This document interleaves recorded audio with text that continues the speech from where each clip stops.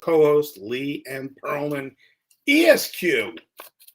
Unfortunately, tonight, our guests, I guess, is having a little technical difficulties, so I don't know if they're going to be able to make it. Oh, wait, no, they're not there. Sorry. False alarm. Anyway, Lee, what's going on? What's good?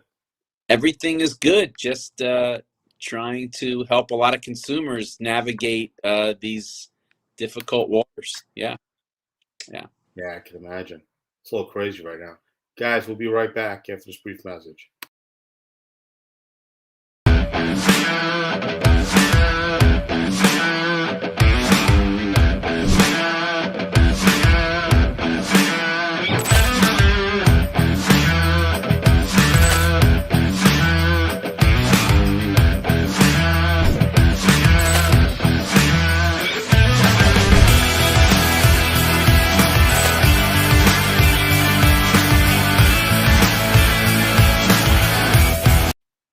And we're back.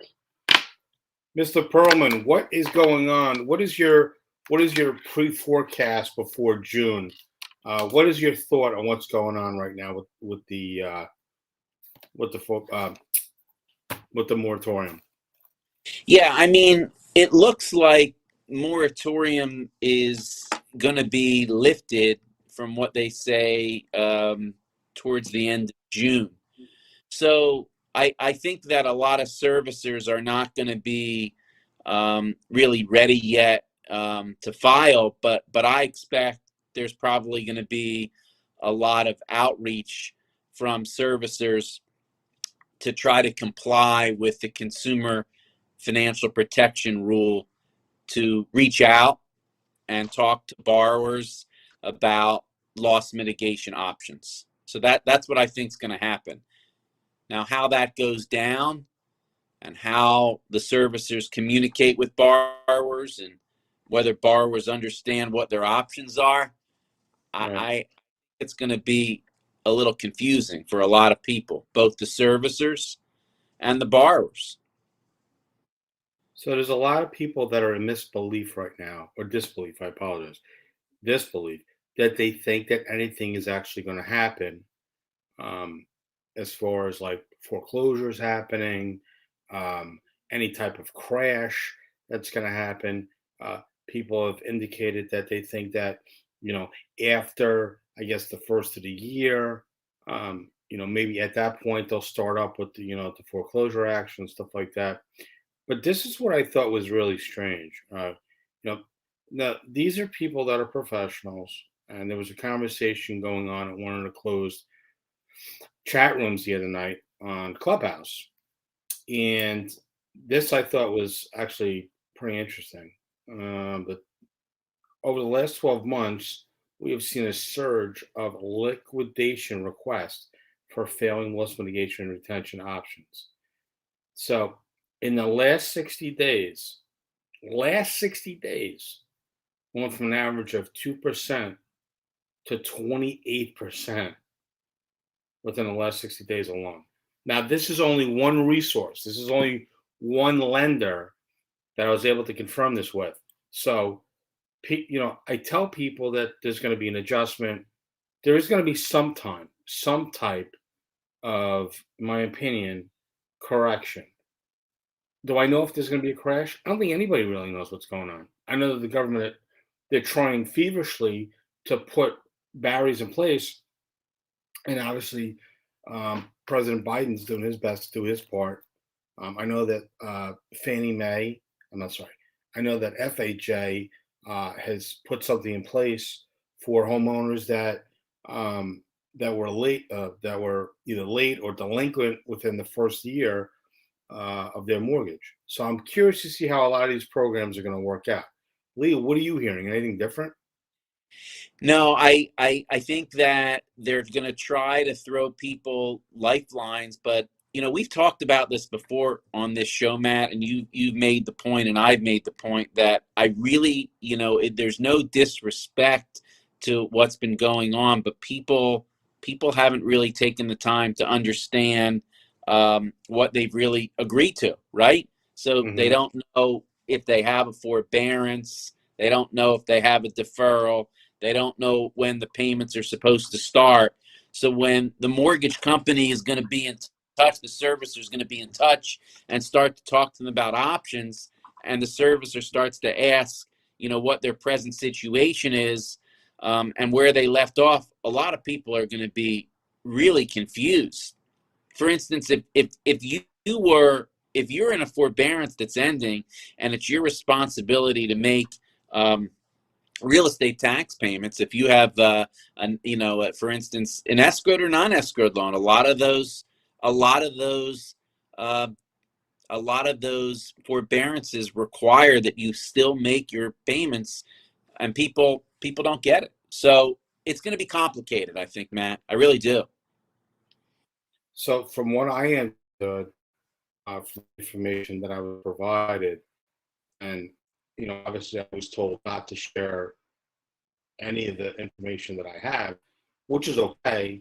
Um, but I think the part that gets me a little crazy is that it talks about um, the amount of people that have requested deferments, that maybe they're back to work and they're saying they can't pay what is owed over the last year. They can't make an actual payment arrangement. So it's scary because a lot of these people are hoping and praying that the government is going to have all these different programs, and I hope to God they do.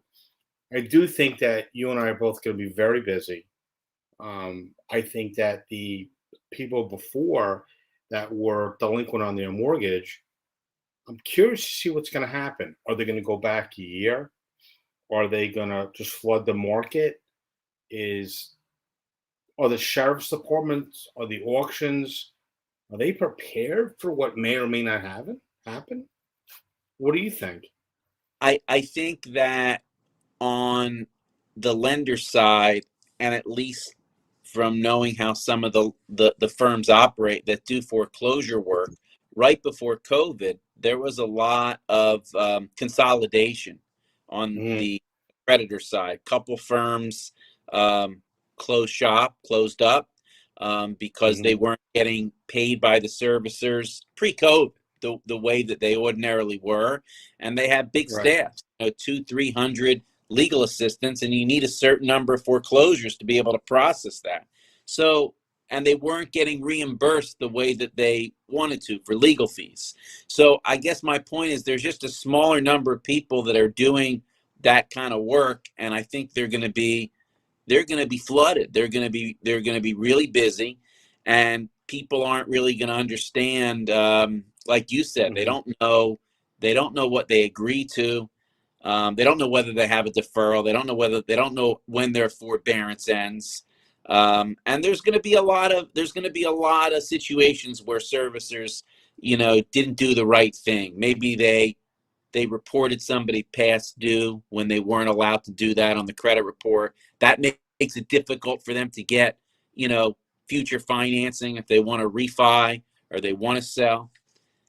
And then what about all these people like we talked about who got involved in deals now? I mean, you hear what's going on. People are purchasing properties without inspections.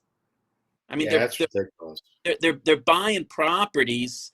The sellers are selling properties with, and the ones that are going are the ones with absolutely no contingencies, as we know. So, how do you buy a $500,000 asset without an inspection? How do you do it? I don't know, but I'm trying to read some of the stuff that was provided to me, and I mean, some of these numbers are actually pretty high, and I'm not even sure I can even put these numbers out because they look very specific for a Hmm. certain program. Um, but the amount of extensions that was requested is over. I don't even know how it's possible. Is over 90% of people that were requesting for extensions. Um, there were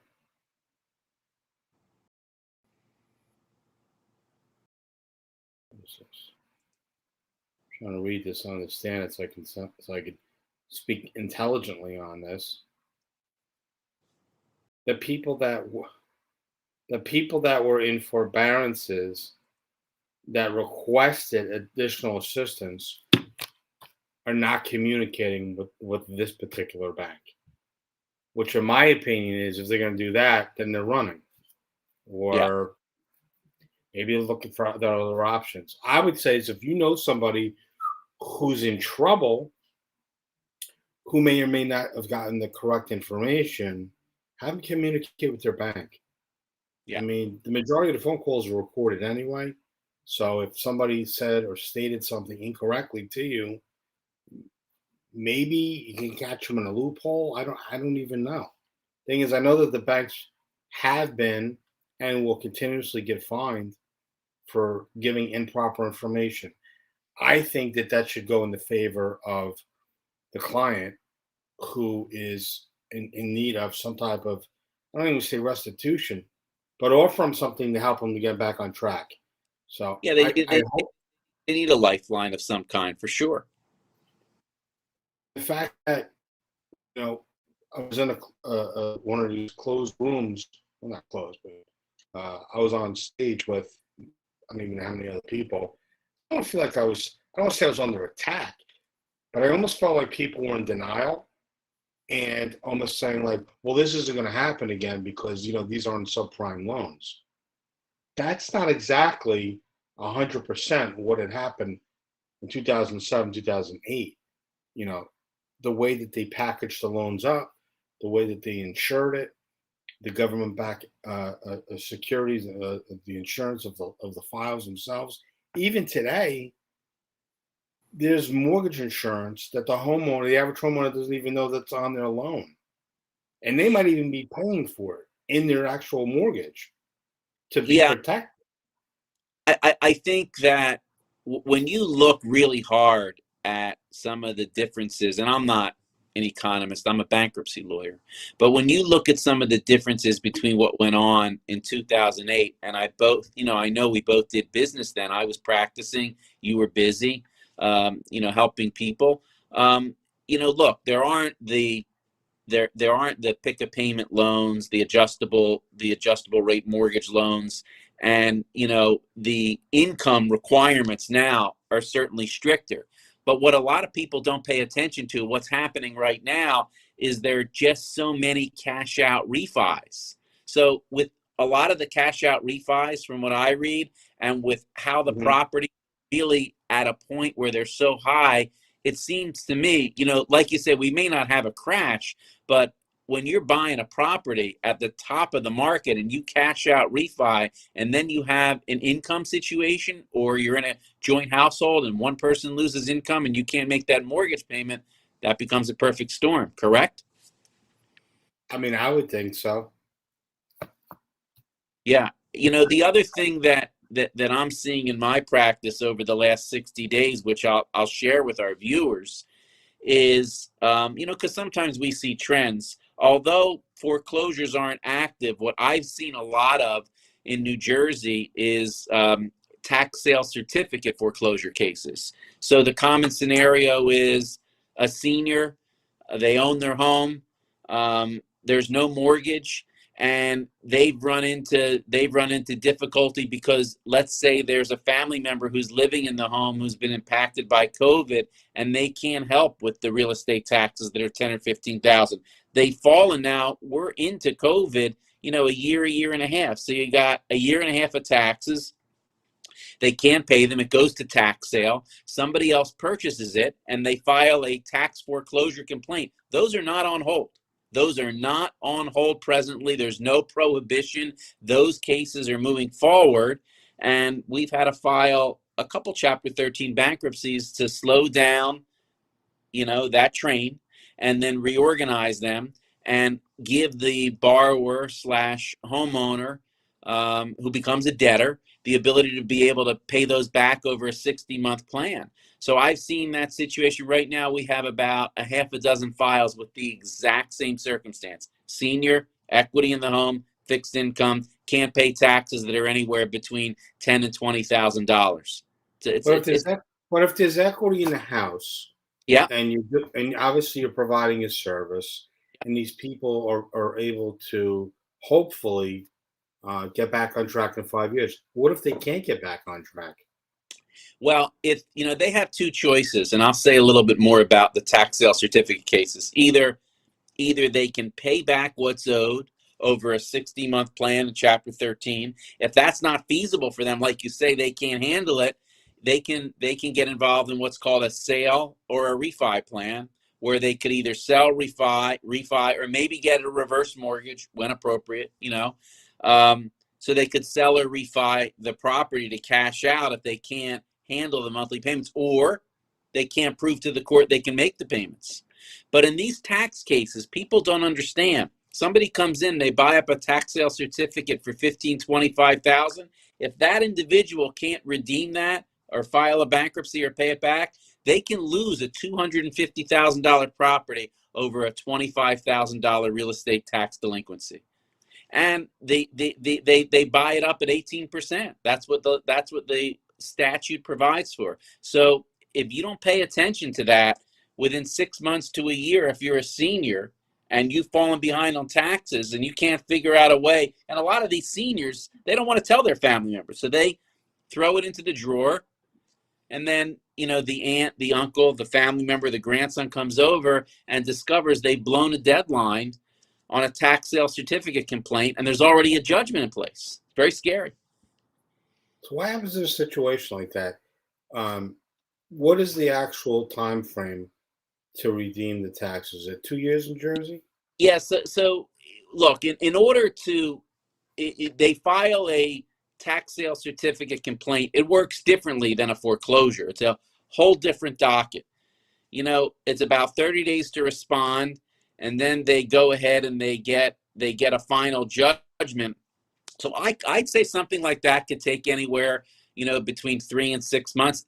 That docket is actually moving faster, I noticed, in COVID than it was pre-COVID, because there's not a lot going on on the foreclosure docket. So I have a couple of those now, and if you don't get a bankruptcy filed, or you get a payoff and redeem pre-judgment, lose the property.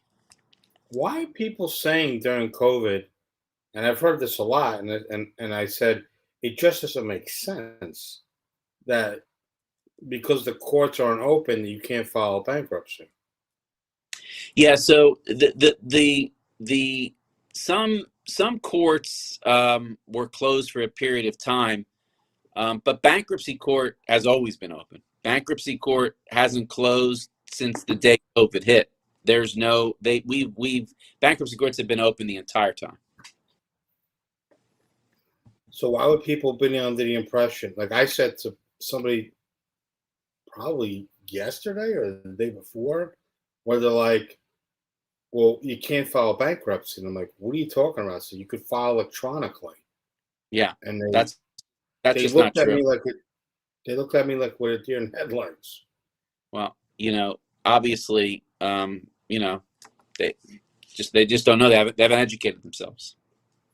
I think I feel bad for the general public because the misunderstanding of even the laws for the foreclosures right now, where people are like, oh, you can't foreclose. I'm like, that's not necessarily true.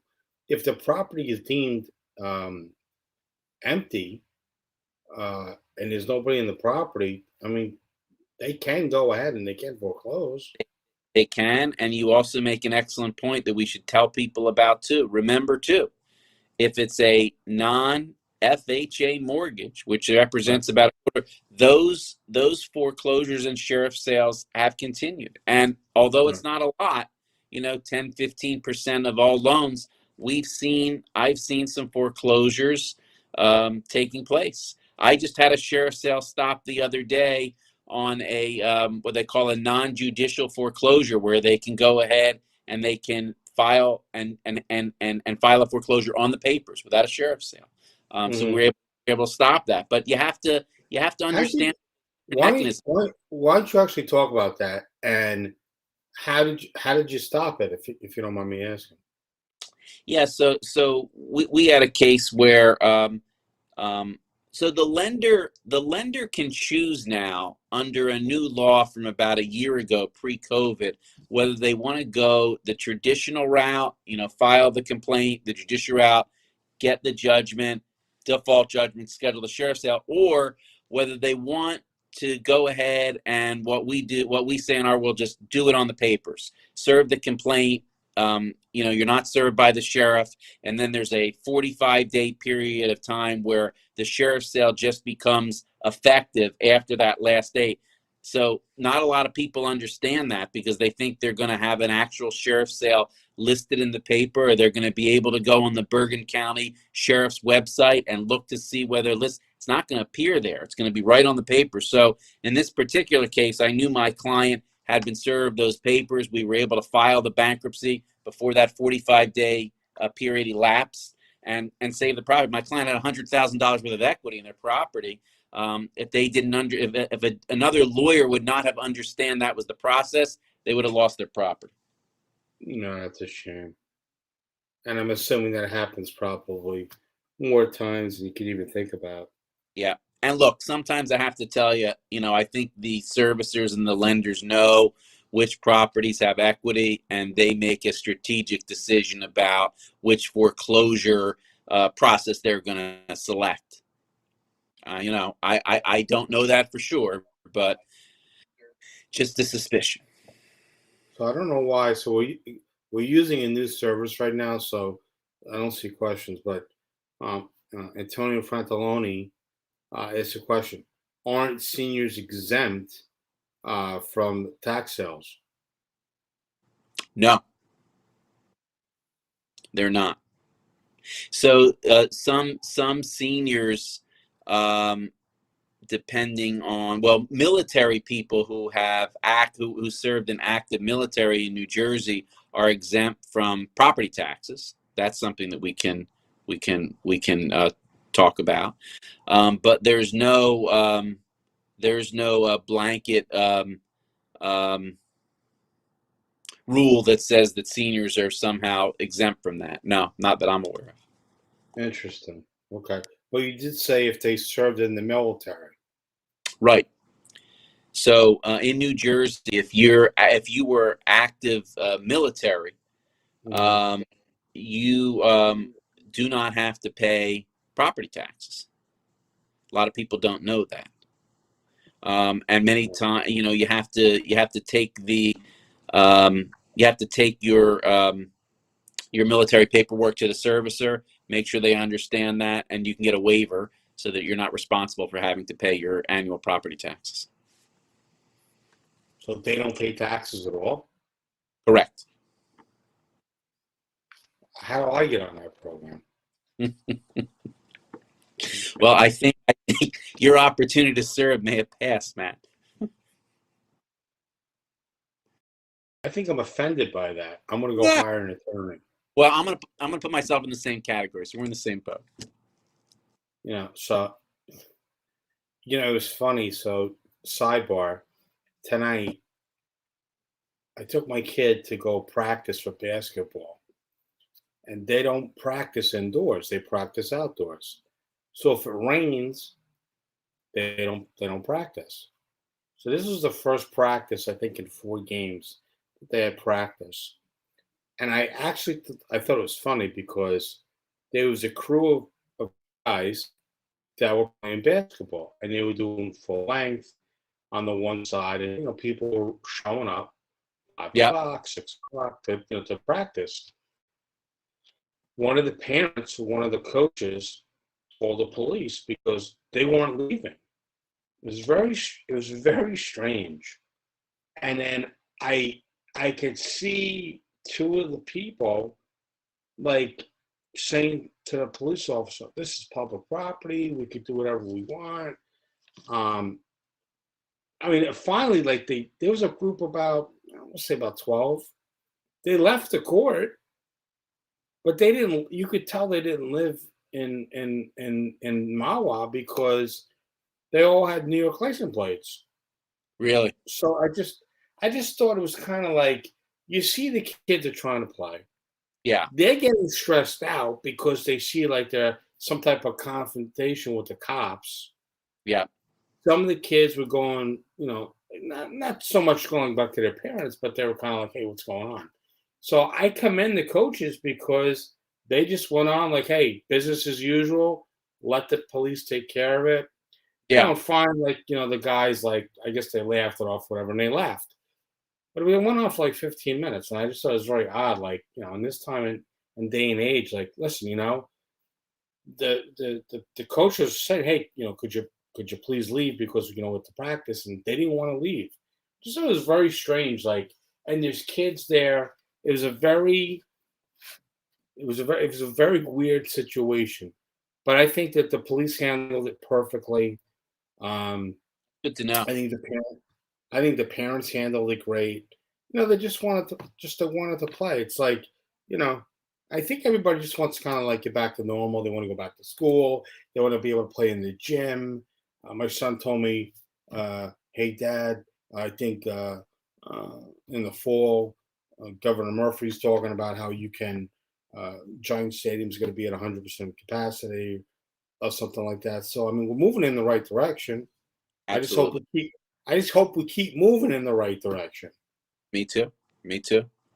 I mean, great sign that hopefully Broadway is going to get back on track in September. That'd be great to see people at some shows again. It's fantastic. Yeah, people don't know that about you. That you're actually you never made it to Broadway, but you're off Broadway. Isn't that correct? Very, very far off Broadway. Yeah, right. Right. You're so far off. You're in the parking lot Exactly. on the West Side Highway parking lot. I'm only kidding. Well, Lee, let's cut it short tonight. I mean, look. I apologize. We did have a guest on that was going to come on tonight. I don't know what happened. I hope they're okay. So this was kind of like we put this little banter together. So No, I thought it was good. We brought people up to speed, and I always love talking to you. I appreciate it. absolutely, 100%. I love checking in with you off camera and making fun of you in front of your family and your private residence as well. So, guys, listen, we appreciate you checking in this week. Obviously, I'm hoping next week I'm going to be able to understand a little bit more on how this new system works. Or maybe I'll bump it and we'll go to a totally different system. I don't even know at this point, but let's see here. I don't even. I know how to end the stream, and we could just end on a high note. Lee, I appreciate you so much Thank you. spending time with me on Wednesday nights. It's always a pleasure. Thank you. Guys, remember it's not a no until you get a restraining order. And if you're curious, in the upper right-hand corner, that's a QR code. And if you're on your computers, you can actually hover your phone over that QR code. And when you do that, it will actually bring up the information for my company. Just something new, trying to bring to the public and get people excited about other ways of connecting globally. Take care. Have a good night, everybody. Thank you.